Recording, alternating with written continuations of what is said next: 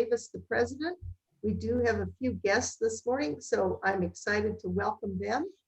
And Raquel Lohman, would you lead us in the Pledge of Allegiance, please? I pledge allegiance to the flag of the of the United States of America, of America, and to the to republic the republic to the republic which it stands, one one nation nation, under God, under God, and indivisible, justice for all. liberty and justice for all. Thank you very much. And let's introduce our guests this morning. We have Eddie Williams with us from the Pahrump Club. Eddie is president-elect. And say good morning to the group, Eddie. Well, good morning. I appreciate y'all being nice enough to allow me to join y'all Zoom meeting. And since I'm kind of like new to Rotary, I've been a member 2 years out here. And so I'm still open for a lot of different ideas for my year. And I have some ideas of my own. And we're going to be having a strategic planning committee on the 18th of July for all of the club members to sit down and discuss current projects that this club had ongoing for a lot of years, and what different ideas new members might have and what I might have at the same time. Well, that's terrific. And I know that Debbie Harris was a member of your club and also briefly a member of our club. And so we have that in common. Thanks for joining us this morning. Thank And we you. also have Whitney with us this morning. Whitney is a guest of Michael Holden. Whitney, would you like to say hello to the group? Unmute yourself. Yeah, hi. My name is Short. I'm an estate planning attorney, and this is my first Rotary Club meeting. So, Oh, Thanks. well, goodness sakes. We're so happy to have a virgin Rotarian with us this morning.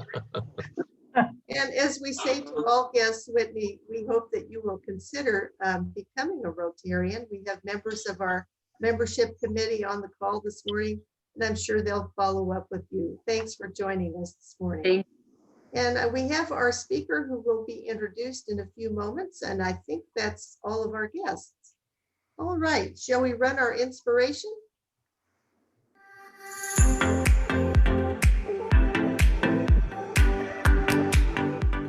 Hi, I'm Claire Richards. I'm the District 5950 Rotaract Chair, and I'm also a member of the St. Cloud Rotaract Club.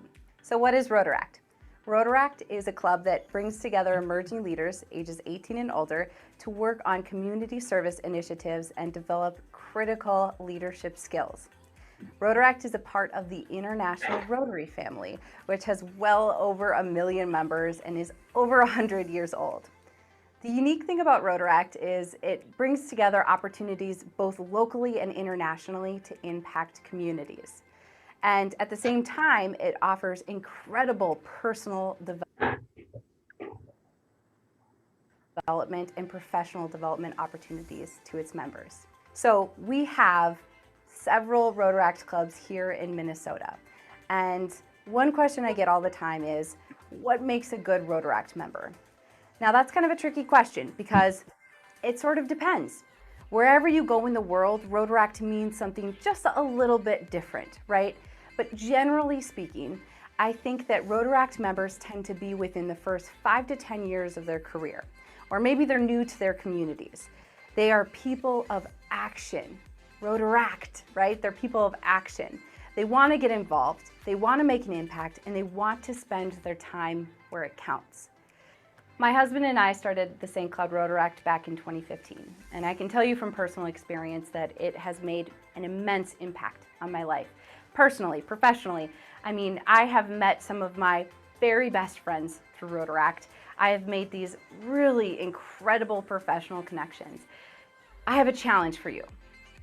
If you are a person of action, if you want to make an impact on your community, if you want to build an incredible network, if you want to spend your time well, join Rotaract. And if you don't have a Rotaract club, start one. If I can do it, I promise you that you can do it. So, if you're ready to join like-minded individuals making an impact on the world, join Rotaract today.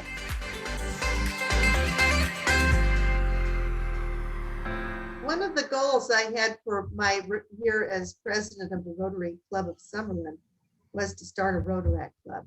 And we started last summer, and we went down the path and it just wasn't meant to be last fall. But behind the scenes, a dynamic committee has been working to make this come true next year. And this is all tied to our Rotarian of the Month, Russ Dazio. Russ has worked tirelessly in the background of the Youth Services New Generation Committee to task himself with starting a Rotaract Club, along with Matt Engel, Greg Townsend, and I know I'm missing someone, Michael, of course, Michael Turner. They've all been working to make this happen. Russ has been a friend of mine longer than he's been a member of our club. The friends that I visited in Texas before I went to Mexico are mutual friends of Russ and mine. We share a career background in the hospitality industry. But this morning we're honoring Russ for Rotary. So I'd like to ask Russ to share just a minute or two about his Rotary career. And he was chosen by Michael Turner, our president-elect, for this honor. And then Russ is also going to share with us a bit about the Rotaract project. Congratulations, Russ Dazio. Oh, thank you, Linda. Thank you very much. And, you know, I got this little surprise in the mail the other day, and I was like, oh my God, what is this? Nobody ever sends me anything. And I opened it up, and oh my God, there was a Rotary pin in there. So thank you. You're welcome. That was a real pleasant surprise. I'm going to just make this really quick because I'd like to go to the slide presentation that help fill in some of the blanks about what I'm doing. And that was a great segue with that Rotaract young lady, that clip. I'm sure we're going to be able to use that. My background in hospitality, I've spoken once before as I was recently inducted as a new member in this club. So I'm not going to get into a lot of that, but for over 50 years, I've been in the hospitality industry. And one of the things that has got us this connection going on with UNLV is I was in the original first 50 students who started the hospitality college at UNLV, started in the sense that we all went to school there, and it was quite a different place than it is today. So what I'm going to do really quickly, because I know I've got 5 minutes, is I'm going to zip through these slides and give you just a quick update right now on kind of what's going on. As Linda pointed out, COVID kind of threw a monkey wrench in all of our plans. We were moving forward to create a Rotaract Club at UNLV, and that wasn't going to happen. So we had to put it on wait or on hold.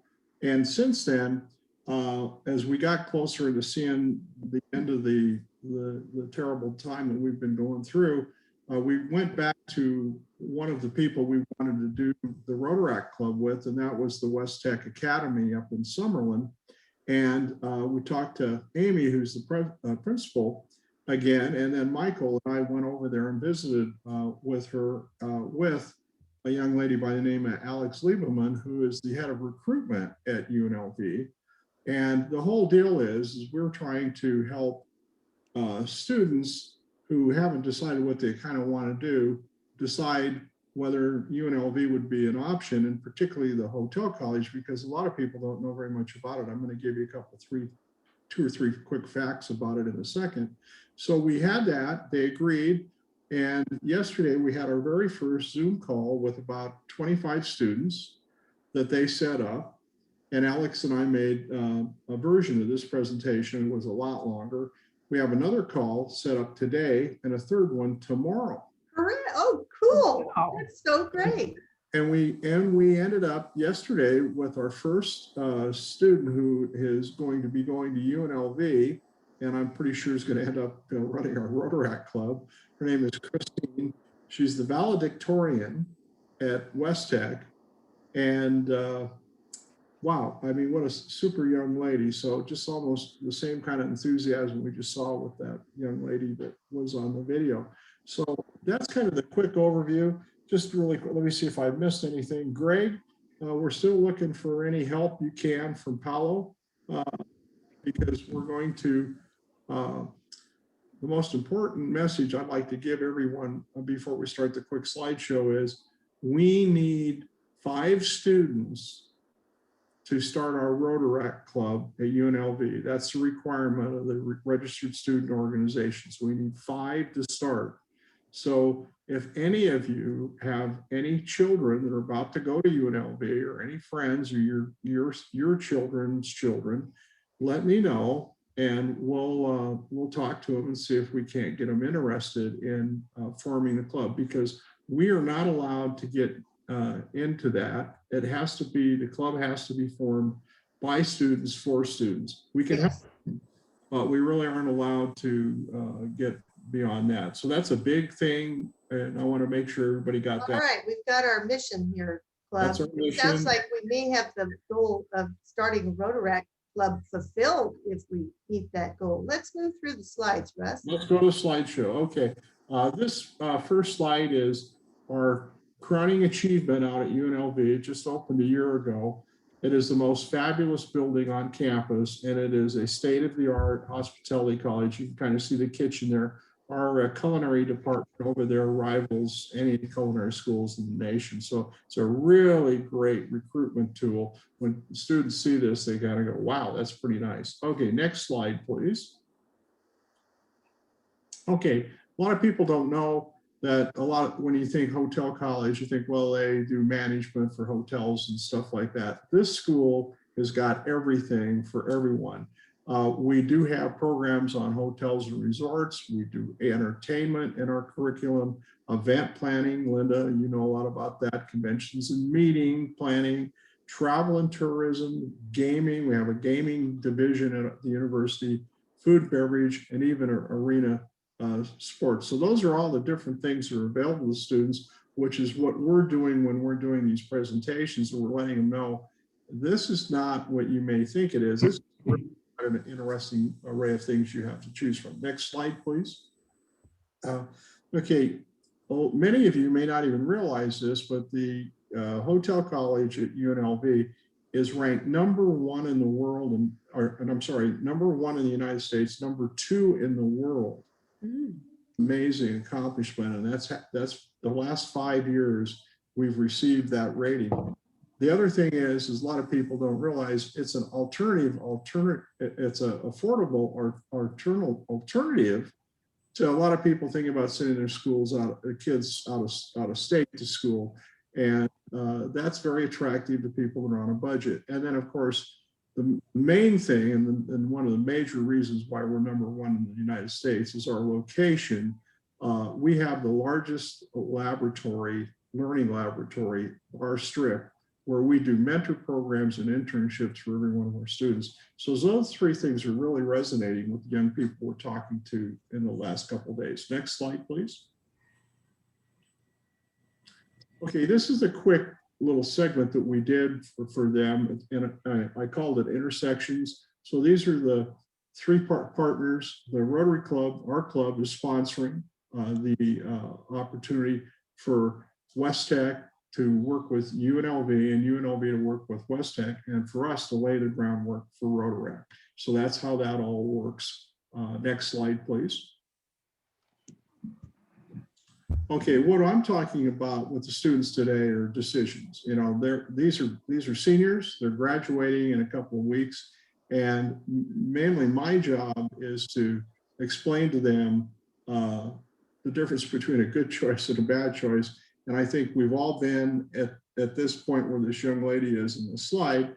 Which way do I go? Left, right, or whatever? We go down the road with Russ Dazio for 3 miles, who is going to tell us, you know, a lot of things on how to accomplish our goals in our lives. So that's kind of what we're teeing up with the students. You got to make good choices, bad choices. My job is going to be to tell them when they have a situation they need to deal with, how to deal with it, and how to avoid those bad choices. Next slide, please. Okay, options. As I showed you in that first slide, all those different things that you have the opportunity to go down and become a part of at the hotel college, and then later on make a career out of. So this slide basically says, I kind of like this one. This is for you, Linda, this hat slide. This for you, and the other ladies here. There's a million different kind of hats, but you got to try a lot of them on until you get the right fit. And that's what it's like when I went to college out there, and it hasn't changed. you know, once you get out there, you're going to have a lot of different ways to go. And we're going to try and make sure you get the right hat, get the right fit. Next slide, please. Okay, this is a real selling point from my perspective. When you join our hospitality college, or you get into the career of hospitality, especially in certain areas, it's not like going to work every day in a regular business environment. When you're in the hospitality industry, the truth of the matter is we put on a show every day, and we put it on not like a Broadway show where it's on for a couple hours. It's on every day. It runs 24 hours a day, and it never stops. And when you have that kind of a career where you're involved with interacting with people, creating memorable experiences, going to work, and really a great environment, it really sets our when you're trying to decide where you're going to go and what you're going to do in college, it sets us apart, and it draws a certain kind of person, that's for sure. But it really is a wonderful, wonderful. I would never regret a minute for going into this business that we're in. It's the closest thing you can be in the show business. So we get that message out there, and it really kind of resonates with a lot of people, and we're very proud of that heritage in our industry. Next slide, please. Okay, I just left a couple of seconds if anybody has any questions. Oh, Russ, I wish we had time for that, but we have a full agenda this morning. I'm so proud of what you and your committee have done here. Hats off and thank you. I would love to join you on one of the calls with the students. And Glenn Ritt introduced West Tech to Russ. We've got a vibrant effort going on there. We found with our New Generations Committee and initiative, we've got to try some new roads and see what works. Congratulations, Russ Dazio. We have time for a couple of questions if anyone has any. I do. Russ, you mentioned that UNLV is #2 in the country. In the What world, school is #1? we're #1 in the United States, and I can't tell you who's #2, but I believe it's a school in Singapore. Oh, okay. All right. Thank you. The Asian market has very, very active colleges out there. And one more question. Okay, Russ, you've got it nailed. Thank you so much. Congratulations, Russ Dazio. And I'll congratulate you in person very, very soon. Thank you. Let's move on to our craft talk with Raquel Lohman. Hi. So speaking of college, just to give a little bit of my background, I went to University of San Diego, where I studied biology and political science, because those are my two favorite things. And really that kind of says I have a loud bird. But really, I just like to create order out of sometimes chaos or something that doesn't seem to have order. And that's kind of where I found myself career-wise, is in consulting for brand and business building. So I've done a handful of things since I finished school. But most recently, I came to Las Vegas for the sake of helping run a home health agency. And if you're not familiar with home health, it's definitely something that you should learn about somewhere along the road. And it's just where if you are in your home and you're generally over the age of 65 and you are in need of nursing or medical assistance, but you're not able to leave your home. So technically you're called a homebound patient. And this is someone who has to walk with a walker or some other sort of assistance and doesn't have easy transportation. We provide in-home nursing, physical therapy, occupational therapy to these patients in their home. And I started doing that 2 years ago and found that there was something that some home health agencies needed, and that was assistance in billing to Medicare because that's who covers home health. And they're very nitpicky and specified with how they accept their bills and their claims for insurance. So in January of this year, I started a small QA quality assurance agency for home health agencies. So we go in and help them make sure that their nursing charts, all of their notes and things that they do for these patients are perfect. So that when they're submitted, they're paid on time rather than being rejected. So that's my current project, but I'm a consultant. So I've done all kinds of different things from neuro research to creating coffee blends for Tiffany & Co. So I wear many hats like the slide shows. And I have fun doing all of them. Raquel is also a world-class pinochle player.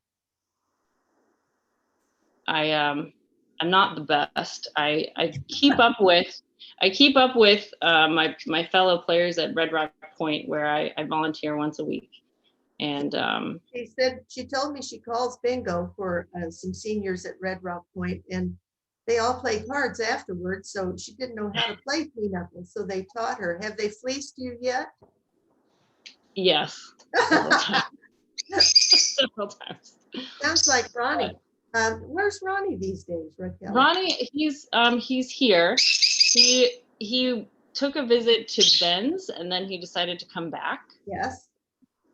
He felt some sort of attachment to me. So he's still here. And I bet he loves that bird. they talk a lot together. Anybody Can I have ask a questions question? for Raquel this morning? Yes. What are the most significant Yeah. changes that are occurring in this field? In home health care? Yes. So last year there was a change, 2020, January 2020, there was a change in the way that Medicare paid home health agencies. And because home health it's covered by Medicare completely, the only interactions are between the home health agency and the Medicare, so CMS, Center for Medicare Services. So the change happened 2020 January that rather than paying the home health agencies upfront, if you were to come on service with us, generally we would start of care and then we bill for the insurance and get a lump sum kind of within the first couple of weeks of starting your episode, which lasts 60 days.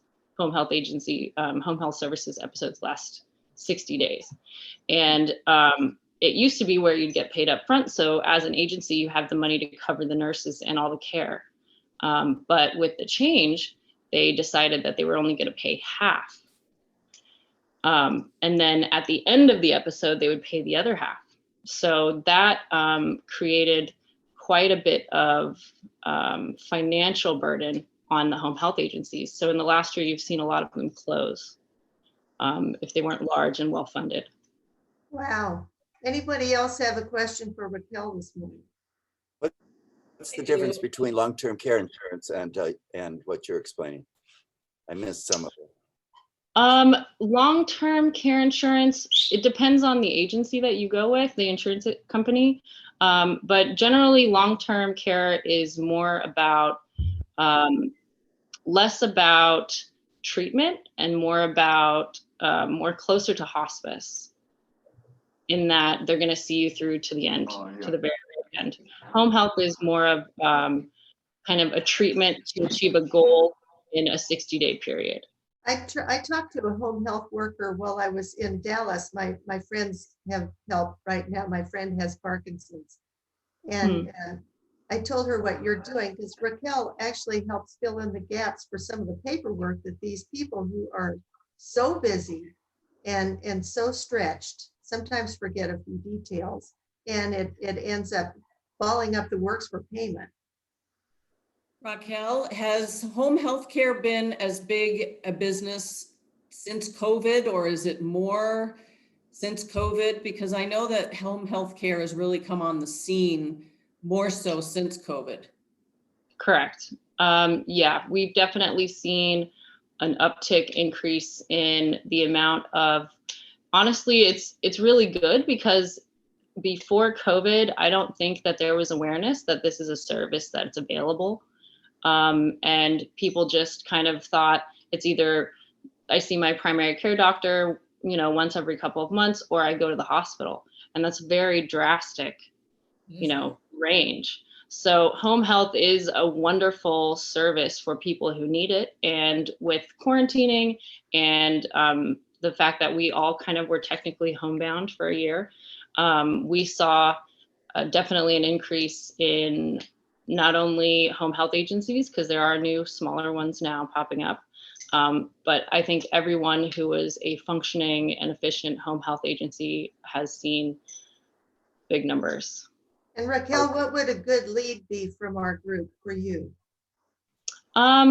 So a good lead could be anywhere from a patient, because I work with a handful of different home health agencies. So if you have someone who's a loved one or a family member who's in need of those type of services, to an owner of a home health agency that my QA company could help kind of build their business. Excellent. How do we get in touch with you? You can email me. Put your info in the chat, please. Yeah, I'll put it in the chat. You can find me in real life or on the internet or on the phone. And Raquel came to us as a member through another member, Melissa Kaiser. And we thank you so much for your dedication and service, Raquel. It's great to have your profession among ours. And Jim Camburn, again, thanks to you for lining up all these craft talks. I think it's one of the highlights of the meeting for me to hear what people do. Let's move on to our sponsor this morning. And Dave Cabral is our sponsor this morning. We thank you very much, Dave. Good morning, and thanks for having me. Raquel, I couldn't have picked a better lead-in for what I'm about to talk about. So my business is a business finance corporation. We do accounts receivable management and financing. So the type of businesses we work with are those that you were just talking about, who are waiting to get paid but have bills to pay. And we step in and fill that gap with financing receivables. Now, we don't work with medical receivables, however, because of a lot of reasons, HIPAA laws and that sort of thing, but we have partners who do. Our typical clients are companies that are manufacturers, fabricators, wholesalers, distributors, service providers. Just off the top of my head, we've got clients who supply to the hotel and tourism industry, food, apparel, publishing. We finance a couple of magazines and we pay for the printing and the publishing, and then their clients pay us, the advertisers pay us. All types of different businesses that typically our typical client is a fairly new startup business who can't get bank financing, or a business that's experiencing a growth spurt. And all of a sudden their business is going up and going up, but rather than money in the bank, they've got their receivables are growing and people owe them more and more money, can't take on more business because they're waiting to get paid. So that's the space we work in. And if anyone, in the club either has that situation or has a client or a supplier that has those kinds of cash flow problems, that's the space that we fill. That's great. And of course, Glenn and Dave work together on vocational service. And I think, Dave, that you're also a part of this effort with West Tech, and Rotary will be important to that committee as well. Yes. Anybody have one or two quick questions for Dave, and then we'll move on. Okay, you nailed it. Great. And we have an exciting speaker this morning. I'm going to ask our speaker to give us about 15 minutes worth and then leave a few minutes for questions. We have a big agenda this morning with a number of announcements and a drawing at the end. Pat Riley, would you like to introduce Chuck?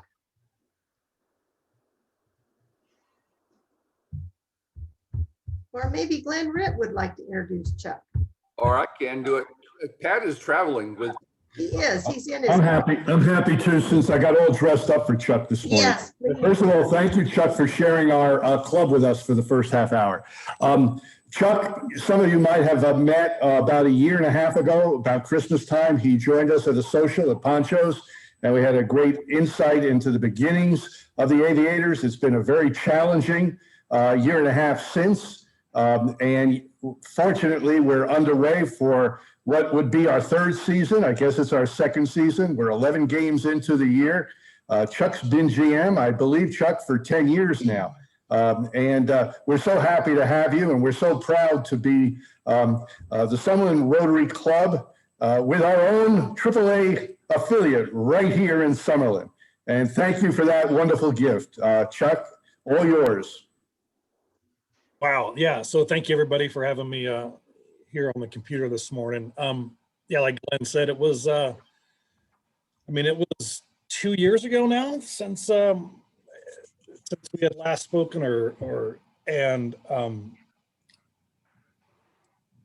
it was an interesting time coming out of what was an amazing 2019 season.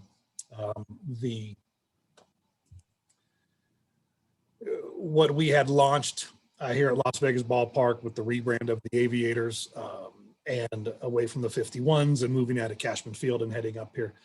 We set records and saw business in that 2019 season that was unparalleled in minor league baseball history.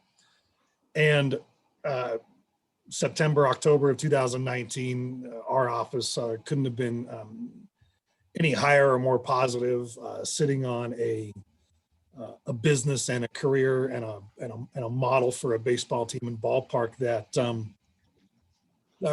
couldn't be stopped, couldn't be interrupted. And then all of a sudden, 5 months later, we were contemplating missing our opening day in 2020. And then 2 months after that, in June, Major League Baseball finally canceling our season. It was an incredible letdown, and for all of us here at the office, it was a bit of uncertainty about how the game was going to progress throughout the year. To give a little more background, fortunately, the Howard Hughes Corporation, that of course owns the ballpark in Las Vegas Aviators, and of course Summerlin. We found out right away in March of 2020 that the overall owner of the company, Bill Ackman, extremely profitable and successful hedge fund operator, he made some moves. He made some moves to make sure that all the entities within the Howard Hughes Corporation umbrella were going to be sustained without any kind of layoffs or furloughs throughout the whole term. They made some significant moves, put in hundreds of millions of dollars into the coffers for the Howard Hughes Corporation that really sustained everybody. So for the entire year, we were able to not have to furlough any of our employees, which was really something that was a benefit to all of us. What we were able to do throughout the 2020 season were those little things. We wanted to make sure our staff still maintained some kind of business life, as most of us worked from home. So we did little things. We worked within the protocols and guidelines, did tours a couple days a week, and those became very popular. And it was fun for us. And then as restrictions laxed a little bit, got us up to a couple hundred people. We did little events in our Play Studios club. We still did our movie nights on the field with a very small capacity of 250 people. All these things working towards us to get us to where we were hopefully going to be launching a baseball season. The interesting back end of what had happened between minor league baseball system and Major League Baseball system is a unique story that also has affected us on the business side. Most fans won't see it in front of them, but for us, the way Major League Baseball and minor league baseball interact has changed greatly, and we are still working through that. Major League Baseball, for the first time in over 50 years, I think, has taken complete control of the minor league baseball system, more so than it ever has. They extended the agreements between teams. So now the Las Vegas Aviators and the Oakland Athletics have a 10-year agreement as an affiliate, which is much longer than the 2-year agreements that were most of the time mostly in place throughout baseball. As we started to approach this 2021 season, there was some uncertainty as to what we were going to be faced. And when Major League Baseball announced our schedule in mid-March, we were pretty excited that we were going to open in April. And then 2 weeks later, Major League Baseball decided to delay us by a month, which was a little bit disappointing. In retrospect, it was probably a pretty good move, being that we weren't still going to be close to the capacities we were going to be allowed to when we opened in May. So May 6th was our opening day. It was the first and only time that I was going to share my birthday with opening day of baseball, since it should be happening in April. So that was a unique experience for me. And it was fun. The capacity restrictions for what we were being faced with was about 35, 40%, somewhere in there, given the social distancing requirements. And we sold out our first 6 games, given what we were faced capacity wise. And I tell you, it was very good. We had some bumps in the road, going to an all digital ticket format, having to deal with a clear app for a health survey to make sure that our fans were coming in, that were hopefully not going to impact the health of other fans or our staff or our baseball players. So a lot of protocols we had to work through. The most confusing and frustrating part for all of us was our success. Our success in 2019 led us to an issue that we could not facilitate all of the season ticket holder seats that we had, and that was the biggest headache. Are you on mute? You are now. Can you hear me? Yes. Okay. Yeah, so the biggest challenge that we faced coming into the season was that we had more season ticket holder seats than capacity would allow us to seat. So we had to work with all of our season ticket holders, all of our sponsors, and thankfully, almost everybody was extremely understandable in how we were going to have to face this dilemma. And now, as we sit here, our next homestand starts on Thursday to Tuesday, and knock on wood, if we're to believe what the rumors we're hearing, that maybe this might be the last 6 games that will be at a confined capacity, and then maybe by our series in June 10th, we will be at 100% with all of our season ticket holders being able to come out, all of the fans that want to buy individual tickets, and get this ballpark back to where it was in 2019.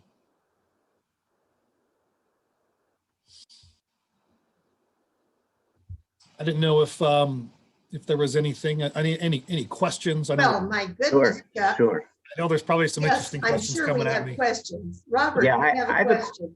I have a question, Chuck. Just this past week, there was a lot of talk about the Oakland A's being pushed to move, and Las Vegas is always listed as one of the options. And here it's odd because we have that affiliation, but what's weird to me is how that might impact this golden goose here that we have in the Aviators.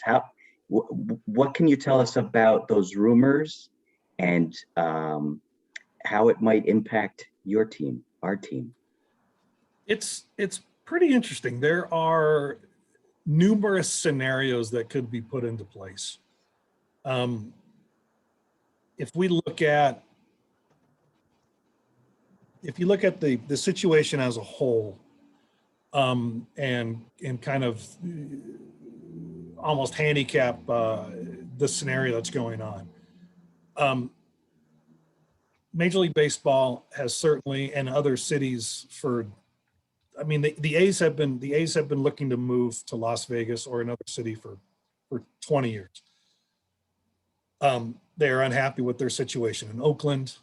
If you've been to the Oakland Coliseum recently to watch a baseball game, it is now a concrete, really industrial, and not a pretty building as it was when it first opened. 30, 40 years ago, 50 years ago, I think now. It was a great building. It was built the way buildings and ballparks were built back then. That has completely changed. Major League Baseball wants to keep baseball in Oakland. I believe the Oakland A's want to stay in Oakland. And with the success that Las Vegas has thrown out with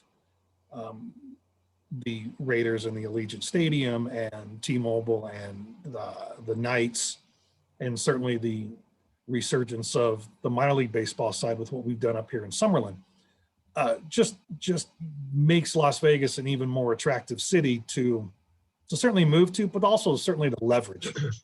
And that's probably a point that we do have to remember, is that there is a little bit of leveraging going on with Las Vegas. And again, this is mostly my opinion in what we're going through. If I was to look at Major League Baseball as a whole, we've heard several times, especially through the 2020 season, that Major League Baseball wants to expand by 2 teams. They want to make it so there's 16 teams on each in each league. So they want expansion. We would think that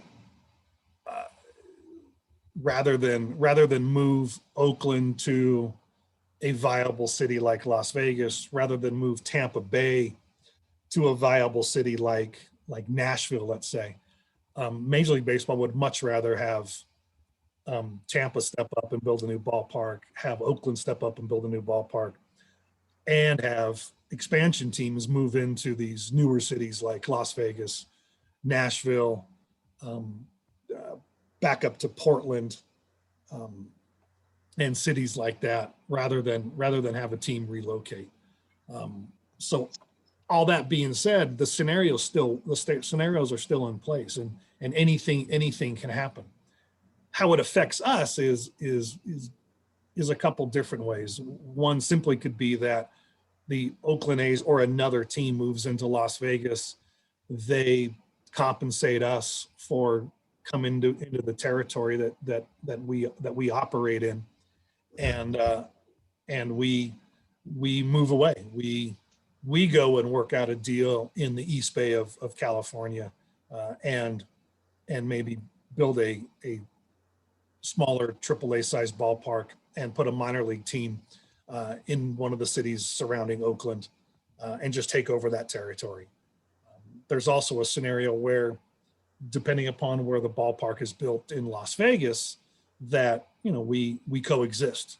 We coexist, much like Tacoma and Seattle coexist in the same area, or Worcester, Mass, and Boston coexist. And then there's also a scenario that says, well, if they can't find reasonable land down on the Strip or out in Henderson, that the ballpark site here is looked at to possibly expand on its size and add 20,000 seats to this ballpark and turn Las Vegas ballpark into a ballpark that's suitable for a major league club. So I think there's quite a few scenarios in play, and certainly it's gonna take a little while to parcel out. But it's interesting into what is coming down the road. I think if you were to ask me, if you're going to I'll almost be honest with everybody, I would anticipate Major League Baseball being here sometime, probably certainly within the next 10 years. Anybody else have a question for Chuck? I've heard of, Robert, yes. Yeah, you answered most of my questions, Chuck, but one that I'm just curious about, does Major League Baseball have a franchise exclusivity, a distance exclusivity that would affect the Aviators if the A's or another team were to move here? Yeah, interesting in that, Robert. When Major League Baseball and I'll try to answer this quickly. The old agreement between Major League Baseball and minor league baseball was built between minor league baseball had its own league office in St. Petersburg, Florida, and we operated separately with from Major League Baseball. And we had a professional baseball agreement, the PBA, between minor league baseball and Major League Baseball. That PBA listed all kinds of rules and regulations between how the affiliates were going to act with the teams.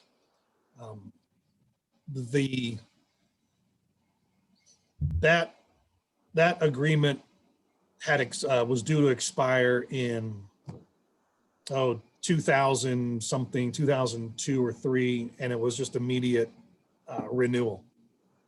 Back in the early 90s, when it was going to expire, there was more of a conflict back then, and it was some heated arguments, but it got renewed. This time that agreement was due to expire in October of 2020. Major League Baseball let it expire. They had no intentions of moving forward with that previous arrangement. So now that there's a new agreement, the Professional Development League, as it's known through Major League Baseball, rules were looked at, rules were modified. One of the rules that were modified was the mileage requirement between territories. And I think right now they reduced it to 25 or 30 miles. Excellent. And Raquel, you have a question too, right? My question was, is there a special discount for Rotary Club if we were to get a box? Get a suite? Yeah. We could definitely figure something out. I can always work out some. Chuck is going to give us a sweet deal. I heard a rumor that you took a chance on Larry Brown. Is that true? The Padres took a chance on Larry Brown back in 1983 when he played for us, and yeah, he's across the hall from me eventually today. Well, we took a chance on him many years ago as well. He's a great guy. Anybody else have a couple of quick questions for Chuck, and then we're going to have to move on. Yeah, I do, Chuck. What's going on single A and double A? Are they still existing going forward or what? Oh yeah. The single A, double A, and triple A are the three entities, and rookie league. So there's still 120 teams. Short season single A went away, and some of the shorter, smaller leagues went away. In total, 40 teams were contracted coming into the 2021 season. But those teams were turned into basically summer league college teams, much like you might have up in Alaska Summer League, and then of course up in Cape Cod. So they just expanded those, giving a lot more younger players a chance to try to play professional baseball. Anybody else have a question for Chuck? Oh my goodness. Well, thank you very much, Chuck Johnson. And just as you would give us a sweet deal, we would also give you a sweet deal to join Rotary. We have a corporate membership that's just made for you, and we'd love to have your presence in our club. Thank you so much, Chuck. We appreciate it. We know that you have a busy schedule. Thank you very much. I enjoyed it very much. Thank you. Let's move on. And Glenn Ritt, would you like to talk about our district conference? How many of you on board, with a show of hands, are attending this Saturday? It's going to be a lot of fun in that Governor Gregg has decided that as many presidents who wish out of the more than 60 clubs will be presenting their out-of-the-box strategies and successes during the pandemic year. And we've had a tremendous reception to that invite. there'll probably be about 30 to 35 presentations. I've seen many of them, including our own, which were developed by Linda and Michael. And it's a great opportunity not only to enjoy what we did, but to learn what all the clubs across California and the Clark County area have accomplished this year for inspiration and ideas that we can take into the future.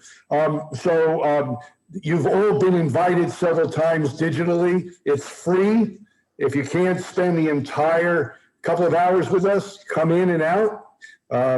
And join us and learn and have fun and some camaraderie digitally. It'll be one of the last digital experiences we're going to have before Absolutely. we go live next month. Jim Camburn, would you like to talk about the district speech contest? Most definitely. Like Glenn said, you have a registration for the district conference, but before the district conference on the same day, the 22nd, beginning at 10 o'clock, the four-way speech contest district-wise will be held. And, excuse my phone, district conference will be held. You can register there on DAC. Go to the district website for the calendar, 22nd, and register for the speech contest. You will get your Zoom link with your registration. Any questions on any of that, please contact Tom Novotny. He's coordinating all of that. But we have our representative will be one of the contestants, 5 in total. You'll be very, very impressed with the speeches by these students. I strongly encourage everyone to join, Zoom on and watch the speech contest, 10 o'clock on the 22nd. Thank and you. Our past president, Jim Camburn, also one of our Rotarians of the month, has worked tirelessly on the district speech contest for a number of years. And very sadly, Jim is resigning from the club in June. He's told me that he has had a wonderful Rotary career and he just thinks it's kind of time. And Jim, we will miss you. I thank you. We likewise. He's welcome back anytime, though. I told him that I'd even pay for your breakfast, Jim Camburn. How about that? Okay, Michael Turner, I know you have a number of announcements. Yes. The first announcement is that on June 12th, we're going to have a board committee retreat on Zoom. It's going to be from 9 to noon. All board members and committee chairs and co-chairs will be sitting down to create a roadmap for the new Rotary year beginning July 1st. Any member is welcome to join us in that retreat. All the information on that is on our website and also in our newsletter. And a survey just went out yesterday. I would appreciate, and the board would appreciate, taking time to fill in the survey, give us your comments, and that will also help us in planning for the next year. We want to know what your passion is so that we can frame projects and activities and events that will meet your interests. The second announcement we have is the debunking party and social. Usually we do this at the end of June, but just the way the calendar worked out this year, we're doing it on the first Tuesday of July, July 6th, at the home of Claire and Neil Roth. We are showcasing 2 of our members, Ben Barad, who is owner of Ketchup, will be doing the food for the event, and Las Vegas Party Rentals from Steve Finley. He'll be doing all the setup for the event. Again, on the website, you will see information about how to register. It's $25 per person, and it's going to be a rather nice evening. We're right on the golf course there at Claire and Neil's place. 6 p.m. social, 7 p.m. is dinner. So we look forward to seeing you there. And this is going to be really nice because we're doing things together. And it's going to be a nice time just to socialize and have a good evening and to congratulate Linda on a stellar year despite the challenges that she faced. But she did a very good job for us. Yes, I do putting demonstrations. Excuse me, putting demonstrations on that hole for Neil quite often. And does anyone else have announcements today? I do. Do I have time for a quick raffle of two sets of tickets for the aviators? Absolutely. The Okay. highlight of the meeting, who's going to see the aviators? Okay, here goes. I have 4 dates as well. So just so people who might win the raffle, you have the choice of games on the 13th of June, the 15th of June, the 18th of June, the 20th of June, and the 22nd of June. There are 5 dates. So here goes. Trust me, I mixed them up, and I'll pick the 2 before I announce them. Okay, Gordon Culp and Russ Dozzi. Winner, winner, chicken dinner. Okay, if they can't do any of the 5 dates, they'll tell me, and I'll figure some way to give the tickets away as well. So there we go. Excellent. Thank you so much, Glenn, for donating tickets this morning. We love our aviators. Anyone else have announcements or happy bucks this morning? We have about 4 minutes left. I do. I've got a happy bucks.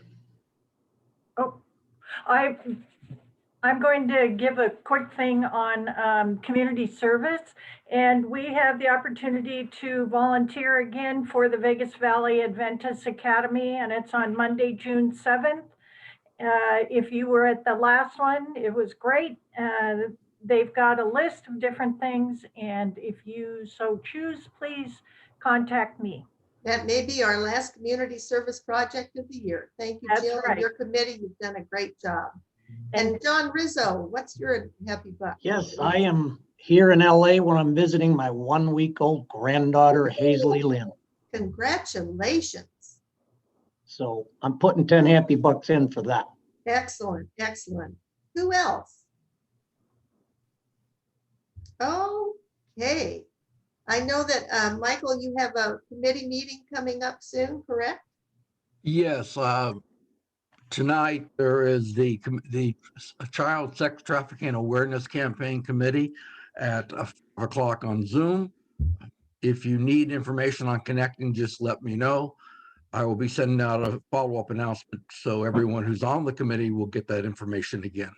And maybe the happiest buck of all is that our next morning meeting will be live in person at TPC Summerlin. And as I understand it, we'll have to, of course, abide by the rules at TPC Summerlin. I don't know what those are yet. We will be sharing with you those details, but I believe that we'll be at close to 100% capacity, if not at 100% capacity. We will be trusting Rotarians to abide by the 4-way test as far as whether you're vaccinated or not. I think this is pretty important. I've read that if people are vaccinated and they choose, if the facility allows not to wear a mask, they can do that, but we'll verify all of that and get back to you. But it's so great to return to live and in person. We also are returning to full dues in June, and I believe that most of you have communicated with us. If you'd like to change your classification in any way, that option is still open for a couple of days, but then billing will resume as normal. Dave Cabral, would you like to lead us in the 4-way test? I certainly would. Please join me in the 4-way test of the things we think, say, and do. First, is it true? Is it the truth? Is it fair? Fair to all concerned. Fair to all concerned. Third, Better friendships. Beneficial to all concerned. And 1 minute early, thank you all for joining us today. We are adjourned. Have a blessed day, everyone. Have a good day. Bye. Bye.